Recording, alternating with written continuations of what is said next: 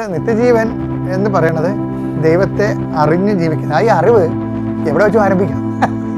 ഈ അറിവ് എവിടെ വെച്ചും ആരംഭിക്കാം. അതിന് പലരും പറയും മതമൊക്കെ മരിച്ചു കഴിഞ്ഞിട്ട് ഉള്ള വിഷയങ്ങളെക്കുറിച്ചാണ് മതം കൂടെ സംസാരിക്കുന്നത്. അത് നോൺ സെൻസായിട്ട് മതത്തെക്കുറിച്ചും അതിൻ്റെ ജീവിത രീതികളെക്കുറിച്ചും അറിയാൻ പാടില്ലാത്തവരാണ്. ആത്മീയ അനുഭവങ്ങളെക്കുറിച്ച് ഒരു സീറോ നോളജ് ഉള്ളവരാണ്. ഏകസത്യമായി നീ യേശുക്രിസ്തുവിനെ അറിയുകയാണ് എന്ന് പറയുമ്പോൾ ഈ യേശുക്രിസ്തുവിനെ അറിയുക, പിതാവിനെ അറിയുക എന്ന് വെച്ച് കഴിഞ്ഞാൽ അത് ഏത് സമയത്തും ഭൂമിയിൽ ദൈവജ്ഞാനത്തോടെ ദൈവസ്നേഹത്തോടെ അനുഭവത്തോടെ ദൈവാനുഭവത്തോടെ ജീവിക്കുന്ന ഓരോരുത്തർക്കും നിത്യജീവനിലാണ് അവർ. ഇതിൻ്റെ തുടർച്ചയാണ് നമുക്ക് ശരീരമില്ലാത്ത അവസ്ഥയിൽ ഉള്ള ആത്മാവിൻ്റെ അനുഭവമായിട്ട് തുടർന്നുകൊണ്ട് പോണത്. ദൈവത്തോട് ഇൻറ്റിമസി വേണം നിങ്ങൾക്ക് തോന്നിയിട്ടില്ല. അല്ല എന്തെങ്കിലും നിങ്ങളിങ്ങനെ മേലോട്ട് നോക്കി ഓരോ ജീവിത ആവശ്യങ്ങളോട് പ്രാർത്ഥിക്കുന്നതാണ്. അത് ABCD എന്ന് പറയും. 4ാം ക്ലാസ് വരെ ഉള്ളൂ. അതിന് പിന്നെ വളർച്ച വേണ്ട. ഏറ്റവും വലിയ അധ്യായം ദുരന്തം എന്ന് പറയുന്നത് ഒരു 40 വയസ്സുള്ളവരും 4 വയസ്സിൻ്റെ വിശ്വാസമേ ഉള്ളൂ. അതല്ലല്ലോ ഇതിനെന്ത് വളർച്ചയാണുള്ളത്.